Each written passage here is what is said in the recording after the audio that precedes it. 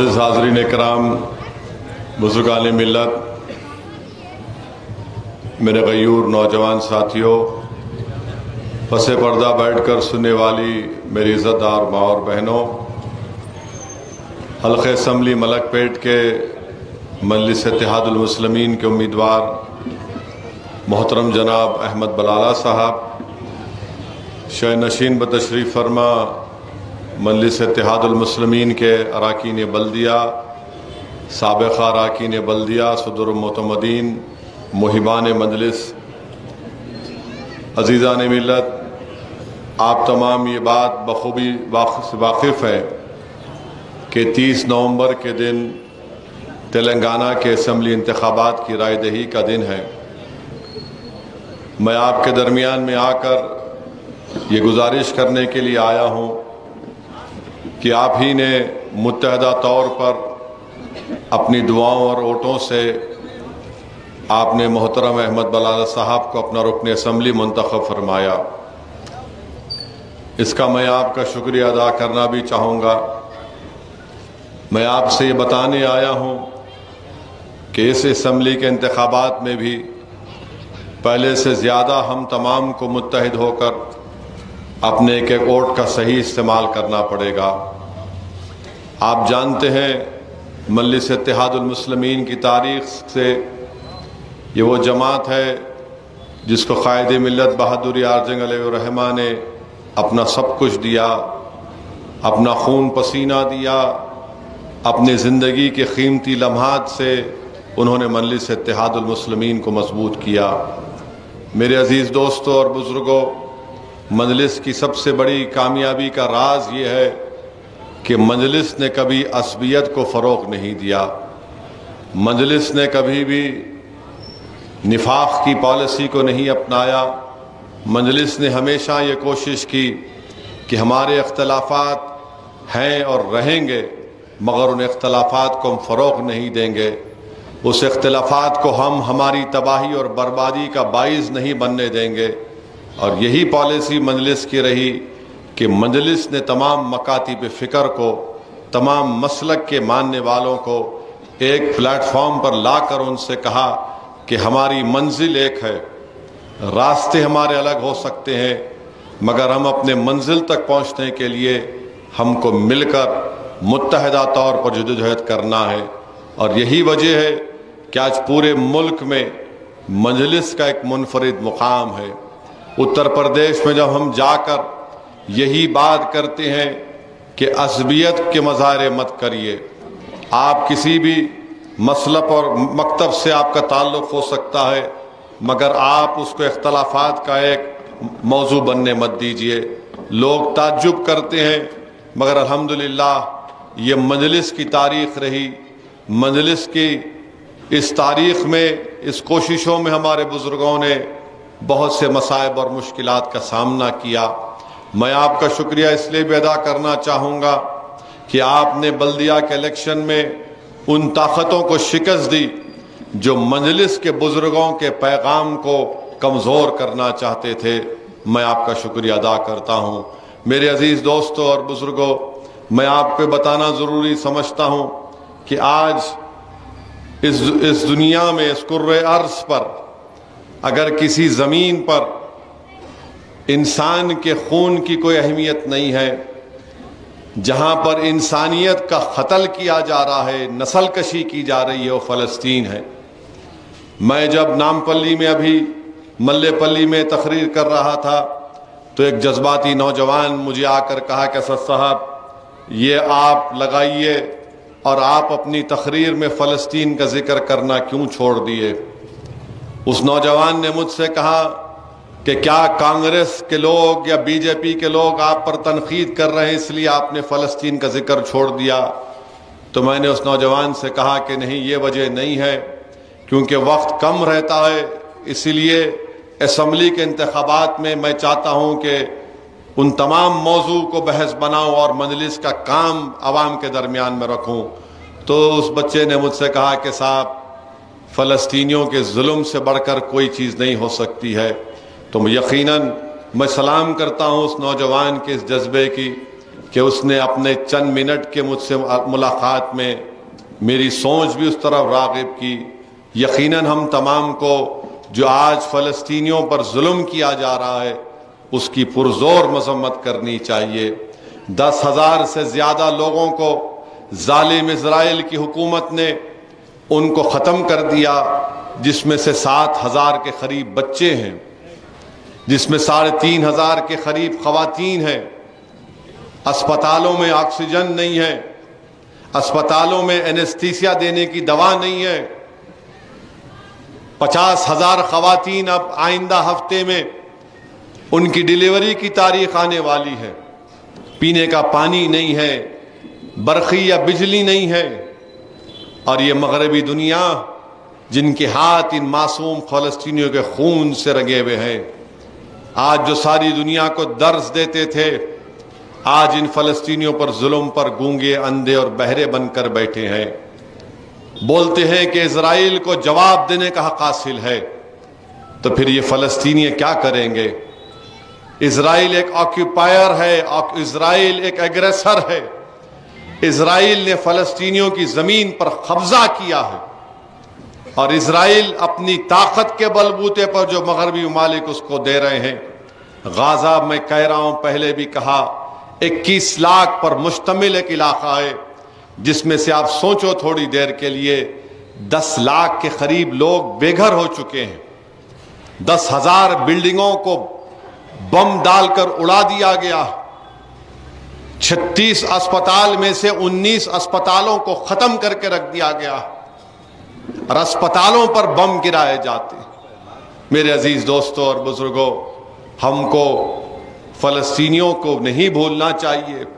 ہم کو اپنی دعاؤں میں فلسطینیوں کے لیے دعا کرنی چاہیے۔ فلسطینیوں کا مسئلہ کسی مذہب یا مسلمانوں کا مسئلہ نہیں ہے، فلسطینیوں کا مسئلہ انسانیت کا مسئلہ ہے۔ فلسطینیوں کا مسئلہ ہیومن رائٹس کا مسئلہ ہے۔ فلسطینیوں کا مسئلہ عزت نفس کا مسئلہ ہے۔ فلسطینیوں کا مسئلہ اس لیے بھی اہم ہے کہ 75 سال سے ان کو مارا اور پیٹا جا رہا ہے۔ 1 کروڑ سے زیادہ لوگ ریفیوجی پناگیز بن چکے ہیں، مختلف ممالک میں، لبنان میں، جارڈن میں، عراق میں اپنی زندگی بسر کر رہے ہیں۔ تو میرے عزیز دوستوں اور بزرگوں، ہم کو مذمت کرنی چاہیے جو اسرائیل جیسا ایک اپارتائڈ سٹیٹ فلسطینیوں پر ظلم کر رہا ہے۔ ہم اللہ سے بھی دعا کرتے ہیں کہ اللہ غیب سے ان فلسطینیوں کی مدد فرمائے۔ ہم امید کرتے ہیں کہ ہماری حکومت، وطن عزیز کی حکومت جو اعلان کر چکی ہے، باوجود اس کے کہ ہندوتوا آئیڈیالوجی پر چلنے والی بی جے پی کی حکومت ہے، اس نے بھی کہہ دیا کہ ہم آزاد فلسطین مملکت کے قائل ہیں۔ ہم ہمارے ملک کے وزیر اعظم سے کہنا چاہیں گے کہ صرف زبان سے بولنے سے حل نہیں ہوگا، پہلے سیز فائر ہونا چاہیے غازہ میں۔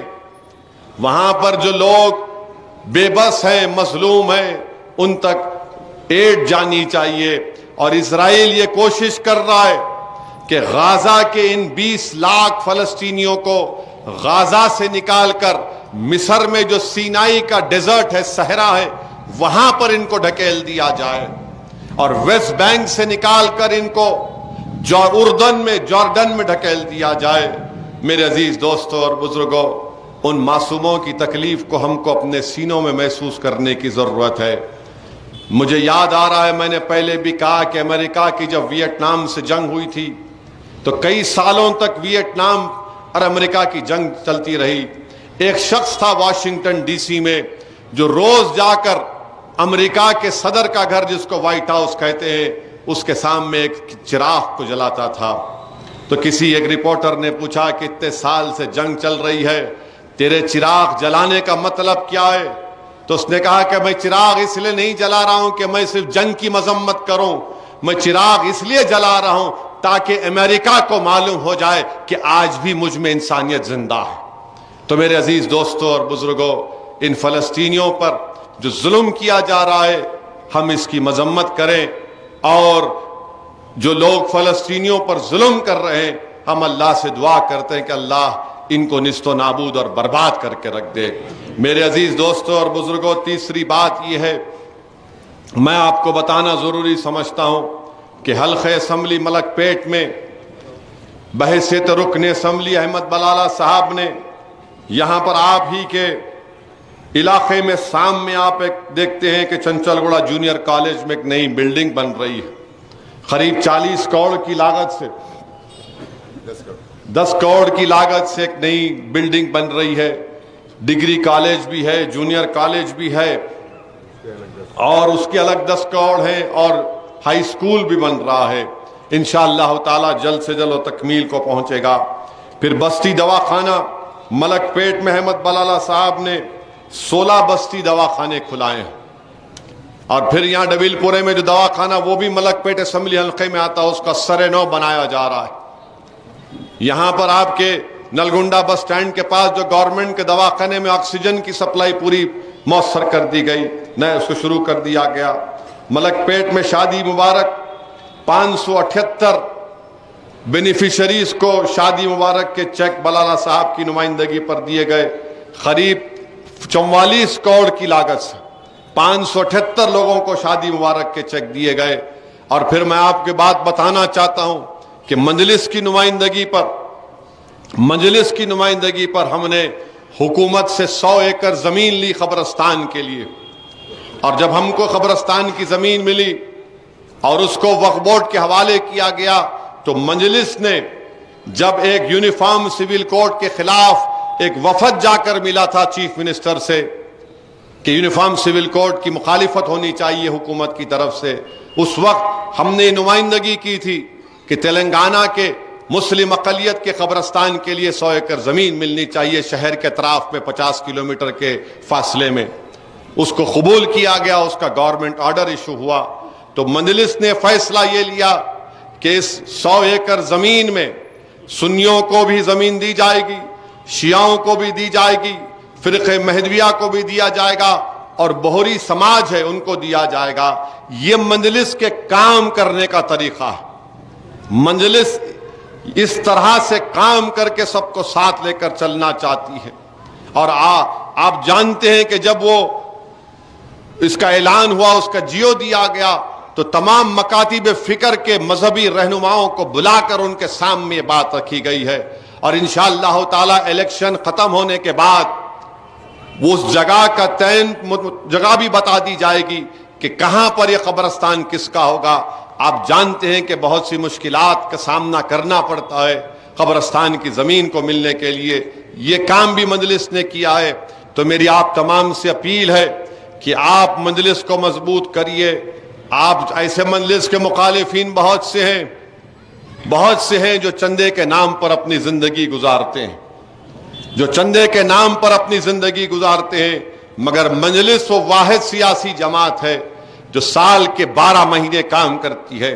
اور ہم کبھی بھی، آپ اس بات کو ذہن نشین کر لیجئے کہ مجلس کی جو پالیسی رہی کہ سب کو ساتھ لے کر چلنا، انشاءاللہ تعالی وہی پالیسی پر مجلس چلتی آئی ہے اور چلتی رہے گی۔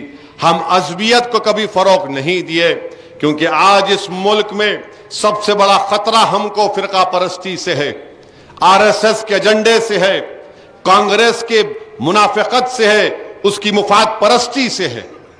آپ اندازہ لگائیے کہ آج اگر کانگریس پارٹی تلنگانہ کے الیکشن میں مائنارٹی ڈکلیریشن کا اعلان کرتی ہے، تو کیا کانگریس پارٹی مدھیہ پردیش میں کیوں نہیں کرتی؟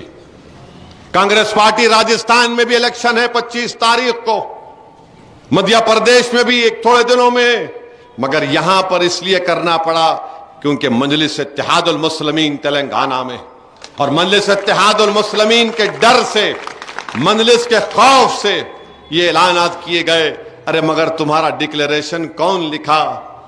ارے یاد رکھو، لفظ مائنارٹیز ایک کانسٹیٹیوشنل ورڈ ہے، ایک آئین میں لکھا گیا ورڈ ہے مائنارٹیز، اس کو ملا دیے لوگ ادر بیکورڈ کلاس سے۔ ایک کانسٹیٹیوشنل ورڈ ہے، بھارت کے آئین میں، سمویدھان میں آرٹیکل 30 میں لکھا گیا کہ ریلیجیس مائنارٹیز، لنگوسٹک مائنارٹیز لکھا گیا، مگر یہ احمق لوگ ہیں جو مجلس کی دشمنی میں مائنارٹیز کو OBC سے ملا رہے ہیں۔ ایک کانسٹیٹیوشن میں جو بات لکھی گئی تم اس کو بھی نہیں سمجھ سکے۔ ارے اور تم کیا نہیں جانتے کہ مجلس کی وجہ سے تلنگانہ میں مجلس کی نمائندگی پر 201 ٹیمرس کے ریزیڈنشل سکول چل رہے ہیں، جس میں 1,80,000 کے قریب مسلم طلباء اور طالبات مختلف سکول اور ہاسٹل میں بیٹھ کر پڑھ رہے ہیں، 80,000 تعلیم حاصل کر کے نکل گئے۔ بتاؤ کوئی مثال دے سکتا ہے بھارت میں کہیں پر کتنے ریزیڈنشل سکول چل رہے ہیں؟ خود پرانے شہر میں کئی ٹیمرس کے یہ ریزیڈنشل سکول چل رہے ہیں، جس سے غریب عوام کی اولاد کو فائدہ پہنچ رہا ہے۔ وہ تعلیم کے زیور سے اپنے آپ کو آراستہ کر رہے ہیں، طاقتور بن رہے ہیں۔ جس غریب ٹھیلا بنڈی پر فروٹ یا ترکاری بیچنے والا آٹو ڈرائیور ہے، میکینک ہے، اس کے بچے بچیاں نیٹ کوالیفائی کر کے گورنمنٹ کے میڈیکل کالج میں میڈیسن کر رہے ہیں، نیٹ اپنے ایم سیٹ کوالیفائی کر کے انجینئرنگ کر رہے ہیں، JEE مین کوالیفائی کر کے بہترین سے بہترین کالجز میں ایڈمیشن ان کو مل رہا ہے، کلیٹ کوالیفائی کر کے لائر بن رہے ہیں۔ یہ مجلس کے نمائندگی پر تلنگانہ کی حکومت نے کیا، اور پچھلے 9.5 سال میں 10,000 سے زیادہ کروڑ کے پیسے خرچہ کیے گئے۔ اب کانگریس کا ڈکلریشن ہے، یہ کانگریس بڑی بڑی باتیں کرتی ہے۔ آپ کو یاد دلا رہا ہوں، کرناٹکا کے الیکشن میں انہوں نے کہا تھا کہ ہم جیسے اقتدار پر آئیں گے ہم بجرنگ دل پر بین لگائیں گے۔ 6 مہینے ہو گئے، بھول گئے؟ یہ میں اس وقت بھی کہا تھا یہ جھوٹ بولنے میں ماہر، یہ جھوٹے ہیں، یہ کبھی کام نہیں کرتے، اور پھر آج آ کر مجلس پر انگلیاں اٹھاتے ہیں۔ ارے بتاؤ کانگریسیوں، مدھیہ پردیش میں تمہارا سابقہ چیف منسٹر جس کا نام کمل ناتھ ہے، کیا اس نے نہیں کہا تھا کہ رام مندر کا کام راجیو گاندھی نے بابری مسجد کے تالے کھول کر شروع کیا تھا؟ اب بتاؤ، بولو، اس کا جواب دو۔ کمل ناتھ نے سچائی کو بیان کیا، انہی کی وجہ سے آپ دیکھ لو 1948 دسمبر میں 28 سے 29 دسمبر کو رات کے اندھیرے میں مسجد میں گھس کر ممبر رسول پر چیزیں رکھ دی گئی تھیں۔ کس کی حکومت تھی؟ کانگریس کی تھی۔ JB پنت چیف منسٹر تھے، نہرو وزیر اعظم تھے۔ نہرو نے کیا کیا؟ صرف ایک خط لکھا JB پنت کو، پھر ہم عبادت سے محروم ہو گئے۔ راجیو گاندھی وزیر اعظم تھے، اگر آپ اور میں مقدمہ لڑ رہے ہیں تو دونوں فریق کو سن کر جج فیصلہ دیتا ہے۔ اس وقت مسلم سائڈ کو نہیں سنا گیا، اس زمانے میں کمپیوٹر نہیں تھا۔ 10 منٹ کی ہیئرنگ میں جج صاحب نے 26 پیج کا آرڈر دے دیا۔ ٹائپ رائٹر پر 5 منٹ میں ٹائپ نہیں ہوتے 26 پیپر، پہلے سے سب ٹائپ ہو گیا تھا۔ بعد میں جج صاحب نے اپنی عقل کا مظاہرہ کیا، ایک کتاب لکھی، اس کا نام یاد نہیں آ رہا۔ اس کتاب میں جج صاحب نے لکھا کہ میں نے یہ ججمنٹ اس لیے دیا کیونکہ میں جب گھر میں بیٹھا تھا تو میں نے اپنے گھر کی دیوار پر 3-4 مرتبہ ایک کالے بندر کو دیکھا، کالے بندر کو دیکھا۔ پھر جج صاحب نے کہا جب میں کورٹ کو گیا تو کالے بندر کو دیکھا تو میں نے سمجھ گیا کہ اوپر سے اشارہ ہو رہا ہے ججمنٹ دے دو فیور میں۔ اب آپ بتائیے کوئی کالے بندر کو دیکھ کے ججمنٹ دیتا یا ایویڈنس کو دیکھ کر دیتا؟ کانگریس کی سرکار تھی، شیلانیاس موٹی نے نہیں کیا، یہ اور ایک بار کیے۔ پہلا شیلانیاس تو کانگریس کے زمانے میں بوٹا سنگھ نے کیا تھا۔ ان کے پاس کوئی جواب نہیں۔ جب کبھی بھی کانگریس اقتدار پر رہی، آندھرا پردیش میں حیدرآباد میں فساد ہوا، جب کبھی بھی اقتدار میں حیدرآباد میں بدترین فساد ہوا۔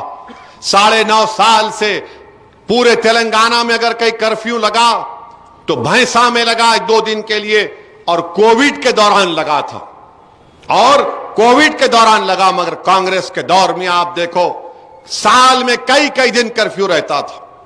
اب ان کے کانگریس کے صدر، جن کو میں نیا نام دے رہا ہوں RSS انا، ان کا نام آج سے RSS انا، تو RSS انا بول رہے میں حیدرآباد میں ایک نیا شہر بساؤں گا، جس طرح ان کے مائی باپ نائیڈو نے امراوتی بنایا تھا۔ ان کا اصلی مقصد میں بول رہا ہوں، آپ کو تکلیف ہوگی جب میں بیان کر رہا ہوں، یہ RSS انا یہی چاہتے ہیں کہ پورے پرانے شہر کو برباد کر کے اس کو خالی ٹورسٹ علاقہ بنا دیا جائے. نیا شہر کہاں بنائیں گے؟ تم یہی بنانا چاہتے ہو ہم کو برباد کر کے. مگر سنو RSS سننا، ہم تم کو تمہارے ناپاک عزائم میں کامیاب ہونے نہیں دیں گے انشاءاللہ تعالی. تم ہم کو برباد کر کے یہاں پر شہر بنانا چاہتے ہو. کہہ رہا ہے کہ حیدرآباد ڈکلیریشن ہے میرے پاس. نفرت سے بھرا ہوا صدر ہے کانگریس کا. یہ اس کی سیاسی زندگی کی آغاز چڈی پہن کر لٹ پھرا کر RSS کی شاخا میں ہوئی تھی. اس کے بعد BJP میں گیا 1999 میں. 1999 میں یاد دلا رہا ہوں آپ کو، مرحوم سید سجاد MLA الیکشن لڑے. یہ کشن ریڈی وہاں پر لڑے تھے، ان کے ساتھ کام کر رہا تھا، میں اپنی آنکھوں سے دیکھا ہوں اس کو. پھر اس کے بعد تیلگو دیسم میں گیا. پھر RSS نے کہا چھوڑ تیلگو دیسم، کانگریس میں جا، تو کانگریس میں چلا گیا. اب بول رہے حیدرآباد میں ایک نیا شہر بناؤں گا. کہاں بناؤ گے تم؟ تم ہم کو برباد کرنا چاہتے ہو ہمارے اس حیدرآباد کی پارلیمنٹ کے حلقے کو. ہرگز تم کو نہیں کرنے دیں گے انشاءاللہ تعالی. یقیناً ڈیولپمنٹ ہم کراتے آئے. یہاں پر سٹارم واٹر ڈرین کا انتظام کیا، کسی حد تک روڈ وائڈننگ کا بھی کام ہوا، الیکٹریسٹی کے سب سٹیشن بنائے گئے، نئی سیوریج لائن کا کام کاروان میں 290 کروڑ سے ہو رہا ہے.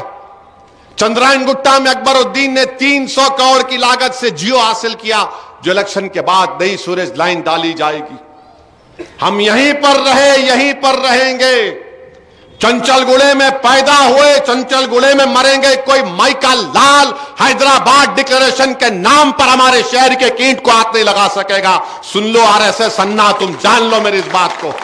میں جانتا ہوں تمہارے دل میں کیا چل رہا ہے. ہم ہرگز ایسا ہونے نہیں دیں گے. اسی لیے میری آپ سے گزارش ہے کہ متحدہ طور پر یہ جو کانگریس پارٹی کے ناپاک عزائم ہیں، یہ RSS انا BJP سے ملے ہوئے ہیں اور ان کو اقتدار نہیں آئے گا. آپ دیکھنا ایک دن یہ دوبارہ BJP میں جائے گا. اس وقت آپ یاد رکھیں گے کہ اس جگہ پر کھڑے ہو کر اسد الدین اویسی نے ہم کو باخبر کیا تھا، وہ بات سچ ثابت ہوئی. تو میرے عزیز دوستوں اور بزرگوں، میری آپ سے گزارش ہے کہ متحدہ طور پر آپ اپنا ایک ایکٹ مجلس کے حق میں استعمال کریے، اتحاد کا مظاہرہ کریے. جو لوگ نفاق کی کیفیت پیدا کرنا چاہتے ہیں ان کو مسترد کریے. اور یہ کانگریس آئی ہے، ایک نئے آدمی کو لائے ہیں، بیچارے کو معلوم نہیں، مگر یہ سمجھ رہا ہے کہ کچھ کر لیں گے، کچھ نہیں ہونے والا ہے. مجھے یقین ہے کہ انشاءاللہ تعالی پہلے سے زیادہ میجورٹی کے ساتھ اللہ سبحانہ و تعالی آپ لوگوں کے ذریعے سے، آپ کے ووٹ اور دعاؤں کے ذریعے سے انشاءاللہ دوبارہ مجلس اتحاد المسلمین کا امیدوار حلقہ ملک پیٹ کے اسمبلی کے عوام کی خدمت کے لیے منتخب ہوگا. آپ تمام کا بہت شکریہ. السلام علیکم ورحمۃ اللہ وبرکاتہ.